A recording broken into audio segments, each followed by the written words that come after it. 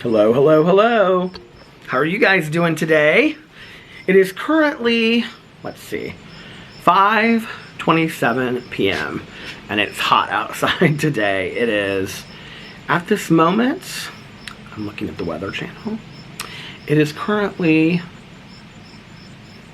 says 81, but I know that that's not true. It says 81 and feels like 85. It's loading information now.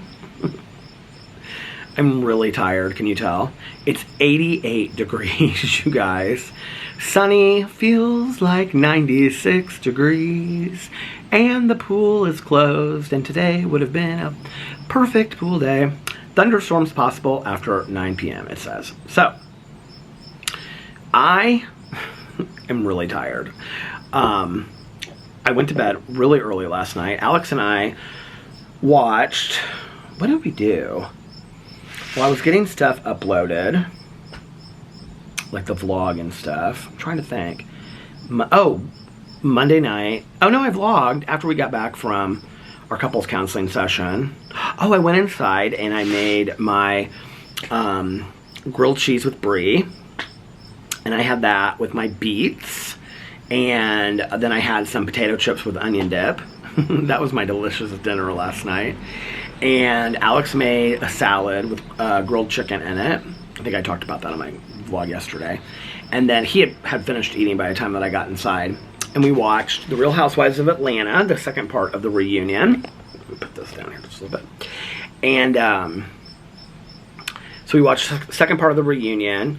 And then I talked to Tanya for like a half an hour on the phone. And then I think that's it.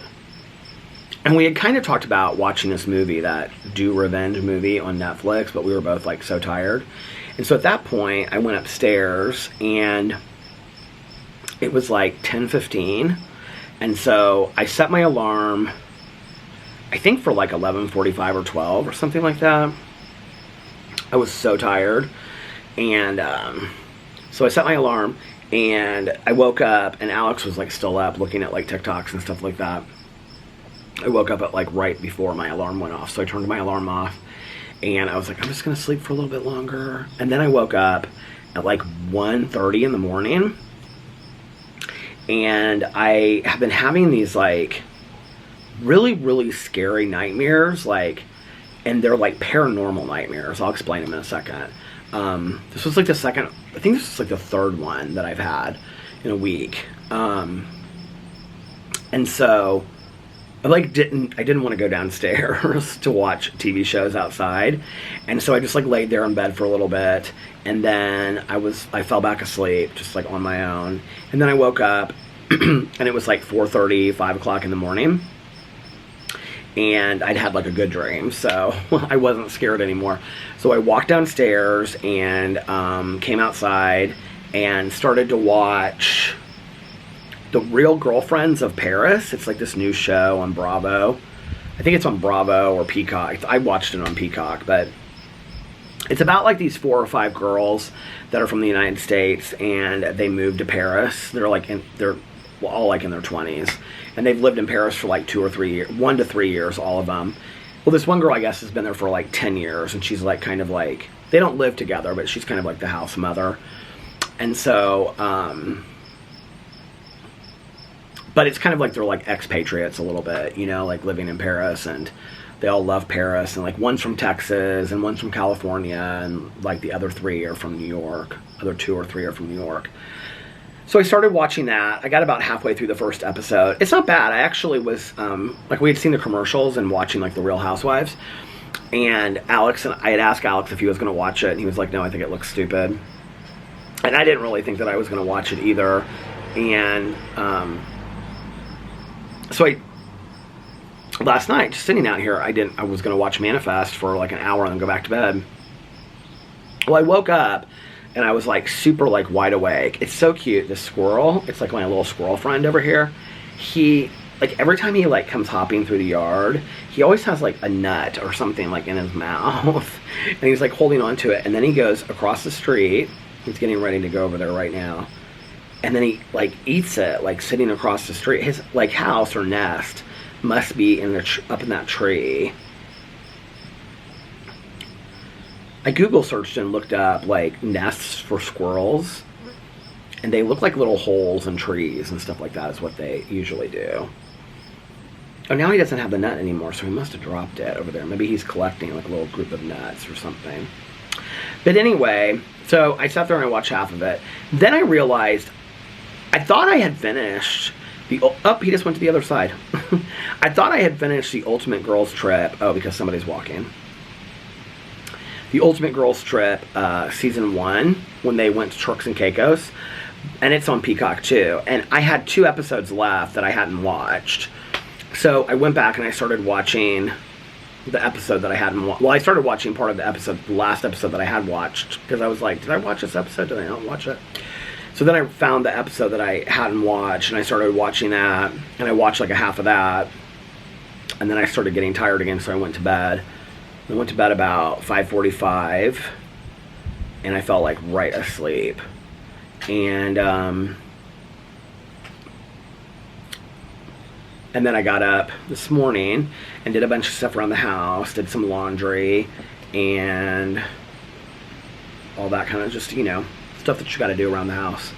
And then Caroline came and got me at noon, 12:15, after her Pilates.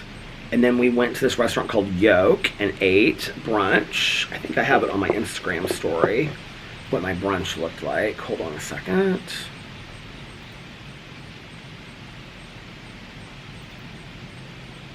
Here's my cousin Caroline at brunch.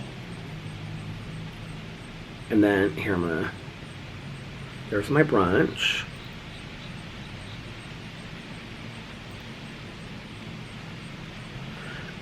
Okay, so Caroline got 2 eggs and an English muffin. So this is like this frittata thing that's like corn hash brown, or not corn hash brown, like hash browns that I really, really wanted, okay? Then I got a side of that. I got this, it's called like this El Toro scrambler. And these are potatoes that my finger is on right now. But it comes with sour cream and whatever. And it has chorizo in it. And I had the chorizo taken out of it, and I had extra cheese added to it. And then you get a side of English muffin, toast, or pancakes. The last time I got pancakes because Caroline wanted them, so I got the pancakes for her, and then I got a small orange juice. But this thing that I was so excited about, I didn't eat it until the very end. Like I ate my scrambler and everything. And so I was like looking at it at the very end. If this guy comes out here to look at his mail, I'm like, I'm gonna have to go over there and look at his shoes, because I try to look his shoes up online, and I couldn't find the ones that he had, and I love the ones that he has. And I've like talked to so many people about this Hofa brand or Hoka. Oh, he does have them. If he has them on him. Okay, hold on just a second. I'll be right back. Okay, I'm back. Do you guys want to know what they look like? I'm gonna show you. This is what the shoe looks like. Aren't those cute? Anyway, he said he gets extra wide. What was I saying? Oh, my frittata thing, or whatever it was called. So I was so excited about it, and I was sitting there eating, and I didn't really eat any of my pancakes. I had like 2 bites of my pancakes. And Caroline's back on Weight Watchers, counting points, so she's like, I'm not going to eat any of the pancakes today. And I was like, whatever. The pancakes are really good there. And the scramble is so delicious. I replaced the chorizo with American cheese and got coffee and a small orange juice. So I look over at these hash browns. Like, we're getting ready to leave. I was just going to eat them, like, real quick. So you can get it in 3, and that's like a main. Like, if you get 3 of them, it's like a main thing, or you can just get 1. It's like a side, which is what I got. And I look over it, and I go, Caroline, is that bacon? Like, it was like bacon bits. And she like looked at it really close with her reading glasses on. She's like, that's bacon.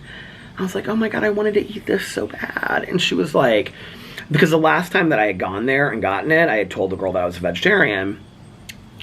And so Caroline's like, well, he knew you were a vegetarian. And I go, but I said to him, because when I ordered it, I said, I'm going to get this for her because I know she'll end up eating it. So I think he just it wasn't his fault. He was such a nice guy. That was our server today. And so she was like, well, just send it back and have it remade. And I was like, no, we're getting ready to leave, and I'm full anyway. So And then as we leave, Caroline goes, and we're not coming back here anymore. She was like, because she doesn't like, every time she orders something from there, she doesn't like it. She has got 2 eggs, like sunny side up, and like 2 turkey sausage links, and an egg McMuffin that she didn't put butter or jelly on because she's on a Weight Watcher, so she didn't like any of it. I was like, well, that's your fault that you got a boring breakfast. It's not my fault. So anyway, yeah. Yeah. Anyway, that was brunch. And then where did we go after that? Just ran a bunch of errands. She had to go buy, like, you know, she's a realtor, so buy some houses that she's showing, and then had to get some signs.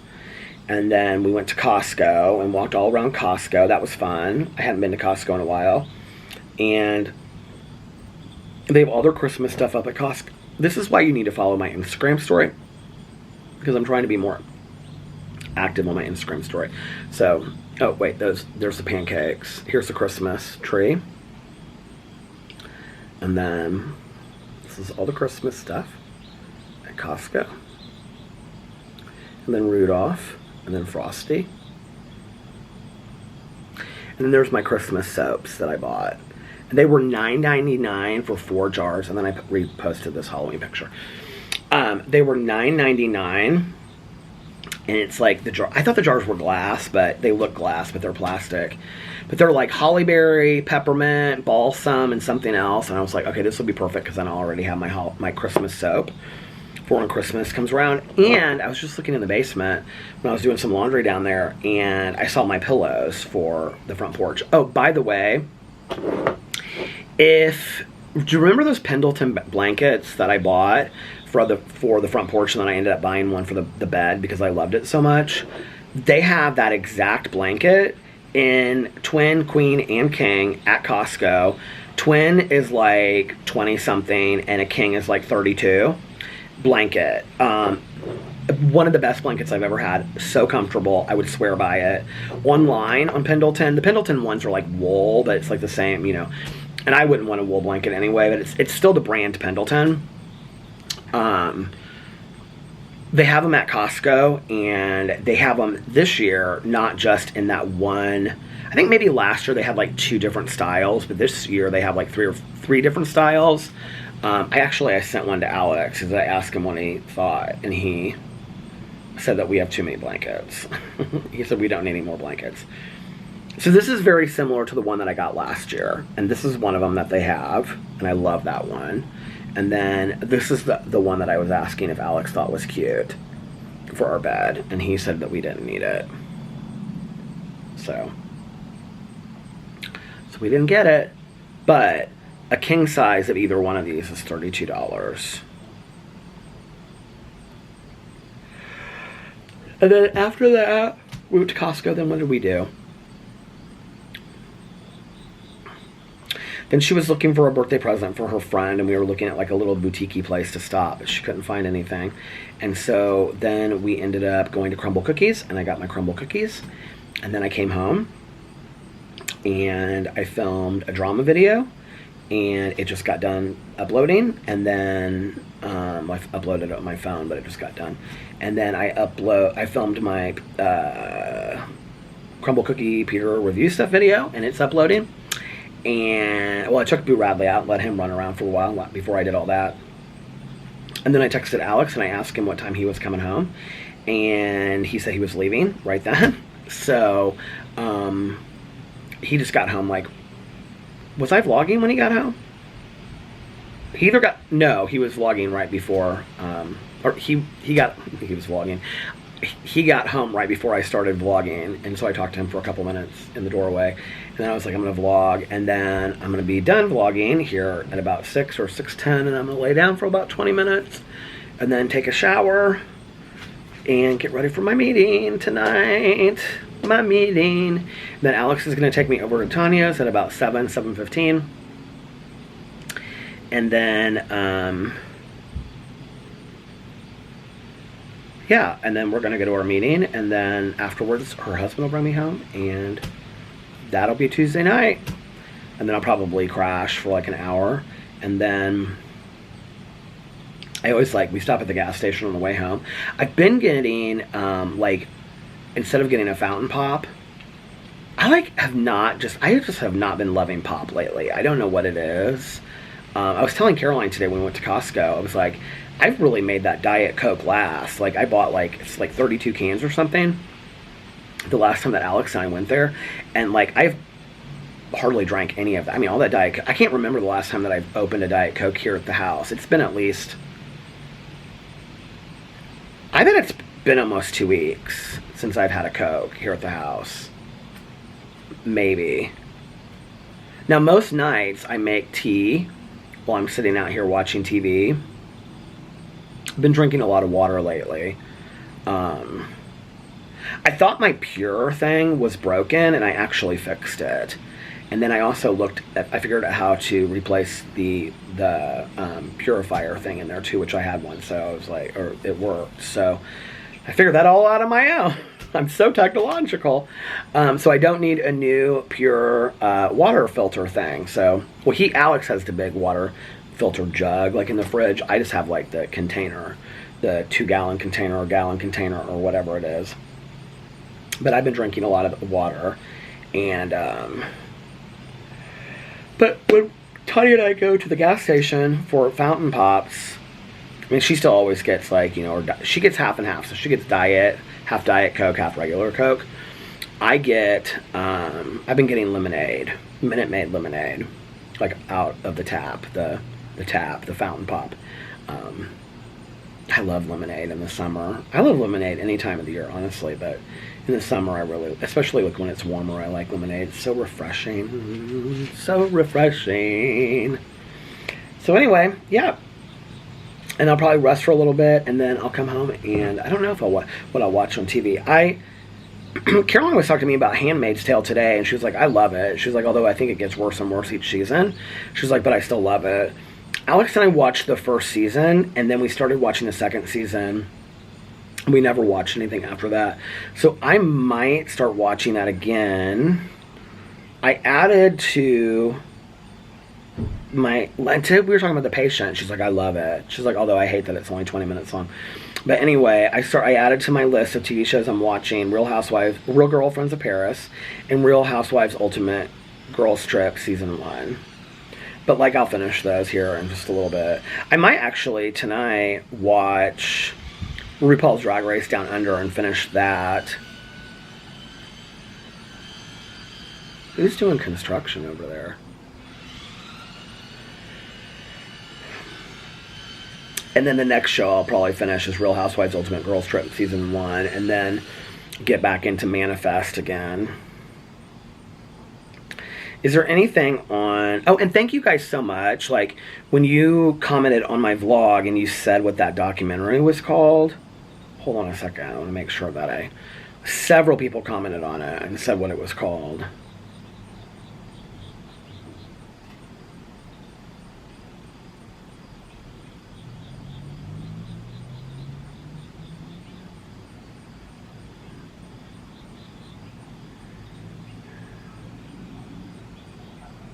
God knows where I am.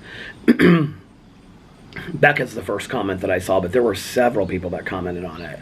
And you guys were so sweet about my neighbor's flowers. Thank you so much. So, yeah,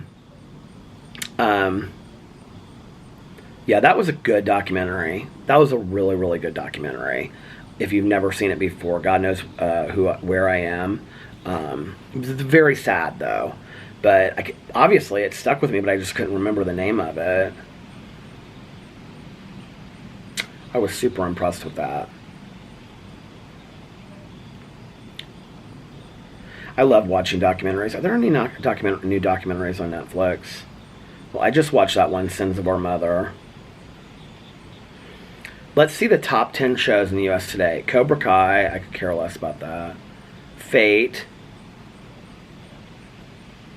Something about fairies. In the Dark. El Rey. Sins of Our Mother is number 5. Love is Blind. The Crown. Devil in Ohio. Imperfects. I almost watched that show. And Narco Saints. 10 movies in the United States today. Father Stew, Do Revenge, this is the end. Despicable Me 2, Sing 2, that actually looks really cute. Morbius, Despicable Me, Minions and More, End of the Road, and No Time. Continue watching for Peter, Manifest.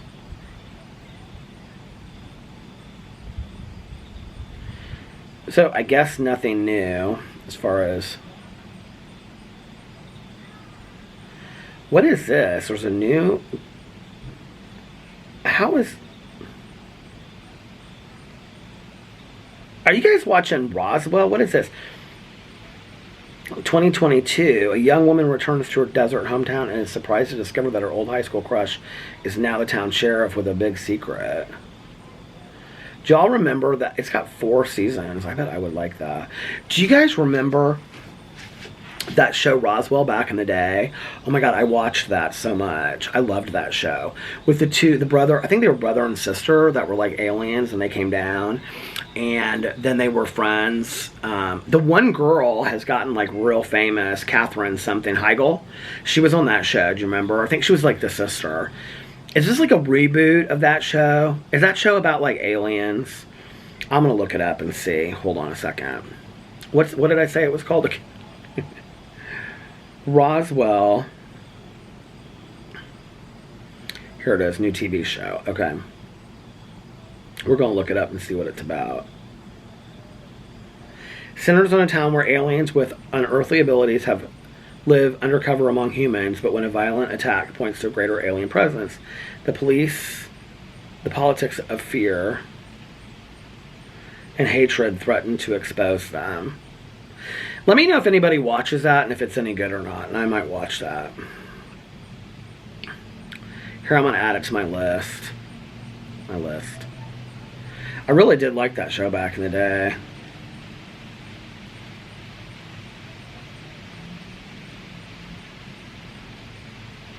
New releases, let's see.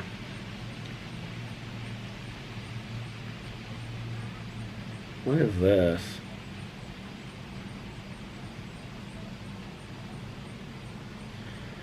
The Catholic School. In 1975, 3 students at an all-male Catholic high school in Rome commit a crime that shocks their classmates and community based on real events. Oh, Lord.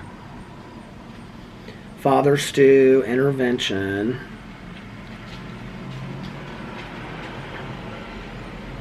This reality series about people living with addiction features unfiltered conversations. This is what I want to know, okay? After 29 seasons of Intervention, I used to watch the show religiously. I did, right? And I always liked the updates when they would show, like, at the end, like, the updates of what had happened. But after 29 seasons of this show being on, how do these people not know when someone is following them with a camera that it's the show Intervention? Like, I don't understand that at all. And I think the thing that the show does not show, I will say, is that, and if you're a sober person or you know anything about sobriety or whatever, interventions notoriously do not work very well. And number one. Number two, and I think the show does show this very well. I actually really liked, do you guys remember, I think her name was Candy, that was on the show. She was kind of no nonsense. I thought she was a great interventionist. But, like, for an intervention to work, like, you need to have somebody that is not just a counselor or a therapist, but, like, a trained interventionist that, like, really knows what they're doing in that situation. Because it's really about, like, as much as it's about holding the addict and the alcoholic accountable, it's also really about holding the family and the friends accountable, too. That the things that they say, they're going to stick to. Because when you're in an intervention, and I've, you know, been part of them before, it's like, you say, like, okay, this is what I want for you. I'm worried about you. And if you aren't willing to seek help today that we're going to provide for you, then you're not welcome at my house anymore. Or, like, you know, depending on whatever your level of relationship is with that person. That basically what you're saying is that you are no longer going to enable that by being that, you know, letting them over for family, like holidays and stuff like that. People usually see this as being really, really cruel, which is why interventionists work with like the families and the friends of the one that's going to have the intervention before that, so that they can write their letter, so they can stick to their script, and so that they're prepared to say this, because what happens is that then people get into these interventions, and then it just takes one person to say, well, I'm not going to do this, or, whatever, or be really worried. And then that person will go to the weakest person, in the room and be like, I don't know. I just seen them really sad, turn out really sad sometimes, where everybody's worked so hard, and it's like, I mean, as a person in recovery, when I've been asked to be part of it, as a friend or something, and been like, okay, this is how, because I've been worried about it or whatever, and you can really see how family members that have enabled this addiction and really struggled with it for so long, you can see it's they can't cut off ties, and to some degree, they need the addict to be sick as much as the addict needs them to be dependent. And that's something that we don't talk a lot about in recovery, or we don't talk about a lot with addiction, is that I remember when I was in treatment centers and working on my addiction and stuff like that, or working on my recovery and things like that, we would talk about systems theory, and we would talk about the family unit, right? And that if you look at a family as a circle, okay, so mine was my mom, my dad, my stepmom, okay? And so that was me here, and I'm acting out, I'm the addict, and then there's my dad, my mom, and my mom, my stepmom, and then my mom over here, right? And so it's I have a relationship with my dad, he has a relationship with my stepmom, okay, so it goes in the circle, right? If I'm doing what I need to be doing, and my dad's doing what he needs to be doing, and my stepmom's doing what she needs to be doing, and my mom's doing what she needs to be doing, then the circle goes like this, right? It works in a really healthy manner. But if any one person in that family unit goes out of joint, with my mom's active drinking, that's why I had to, when I got out of treatment, say, I can't have a relationship with you if you're going to continue to drink, because I had to take care of myself. And so then what happened with that circle was the circle went like this. Does that make sense? And my mom's part over here was just her alone. So the three of us, my dad, my stepmom, and I, were the family unit. I know it sounds weird to think that my mom was part of the family unit, but she really was. When you look at the whole family as a system, when my mom got sober, the family system started working like this again, right? Now, if my dad would not have held me accountable, or would have continued to enable me, or if my stepmom would have gone behind my dad's back and enabled me or something, then the family unit would have gone like this. It wouldn't have worked. And so for addicts to be successful in recovery, it's everybody has to be doing their part. And that's why we say it's a family disease. And a lot of people don't get that, and a lot of people are well, I can't cut my mom off, or I can't cut my, brother off, and I don't want to be mean. And well, you might be saving their life. I probably, Tanya and I were talking, I think it was just last night, we were talking about having to be really hard, with addicts and alcoholics, and telling them the tough line kind of thing. And I'm so grateful that I did have that with my counselor, the last counselor that I had, and my dad, and the doctor that I had. I'm really, really grateful for that, right? Because I was terrified of being homeless. I was terrified of dying. I was all of these things seemed very real to me. And honest to God, if my dad had continued to enable me, and everybody just kind of continued to eat up my excuses, I would not be alive right now. I would be dead, And that's a really scary thought to me, that left to my own devices, I would be dead right now. I would just, that's it,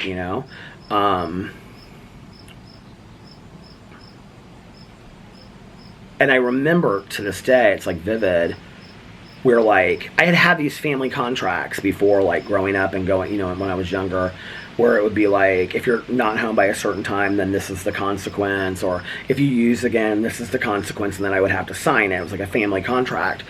And I remember coming to my dad, or meeting with my dad in my doctor's office, this addictionologist. It's like one of the leading addictionologists in the country. It was so good at what he did. And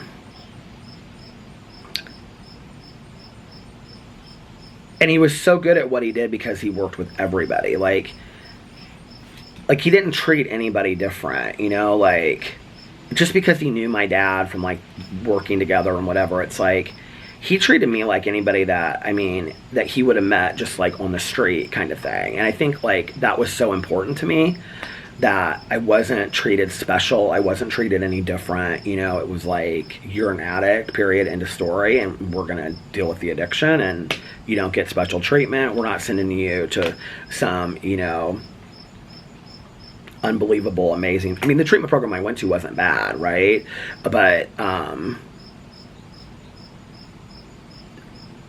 it wasn't like one of these programs that you see like movie stars going to and stuff like that at all, you know? And I don't know that I would have made it had I gone to one of those programs. I don't know much about those programs, so I don't know how great they are. But I think I just needed to really realize and be taught, you are no different. You know, like, you're no different than anybody else, and you're not special, you're not unique. And I mean, I'm unique and I'm special as far as my background, but when it comes to my addiction, you're not special, you're not unique, you don't get to be treated any different just because of this or that, right? But I remember going into this meeting with them, and this was towards the end, and my dad was so angry, and there were like 5 things on it, and it was like, go to aftercare once a week, go see your therapist like twice a week, have a sponsor that my dad could talk to whenever he wanted to. I had to go to a meeting every single day and like submit to drug screens. It was like 5 things. I don't remember what they were because it's been too long, but like those things were definitely on there. And there was like no place for me to sign it. And I was like, where do I sign this? And my dad's like, you don't sign it. And I'm like, what do you mean? He goes, you don't sign it. If you use again or you don't do these things, he goes, leave your keys on the island in your apartment and walk out the door. I don't want anything to do with you anymore. I'm done. And he was done.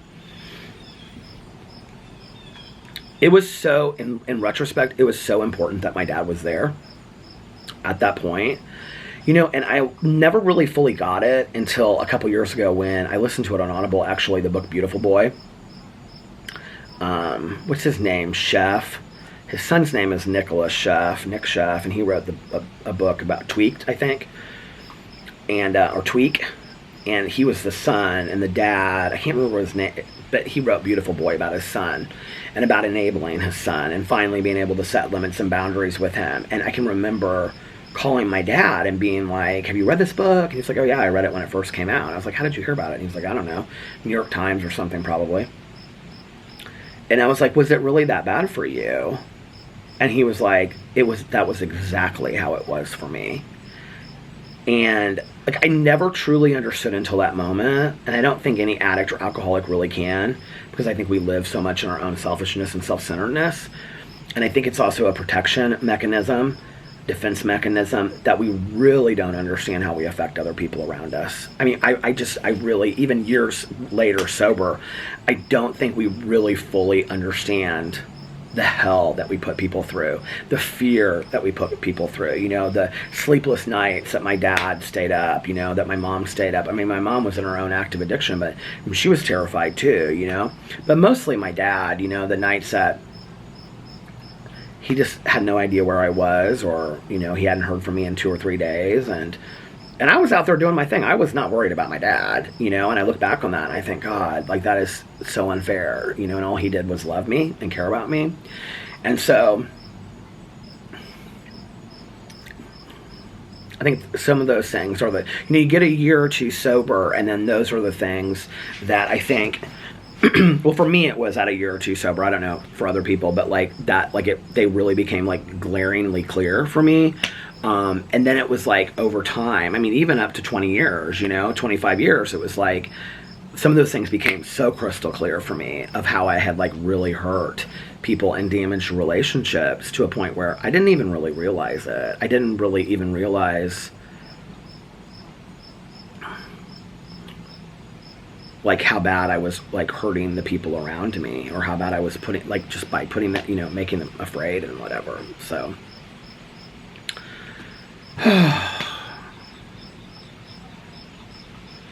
and that is why I continue to go to my meetings today and have a relationship with my sponsor and be of service to others and sponsor people and, you know, have a support system in place, because that's my medicine for my addiction. And the people that I know that continue to do that, even with 40 and 50 years sober, are people that live and are happy, joyous, and free, and have emotional sobriety, and that's what I want. And so that's why I continue to do those things today, because that's important to me today, you know, like, and it helps me navigate through life. It's a design for living.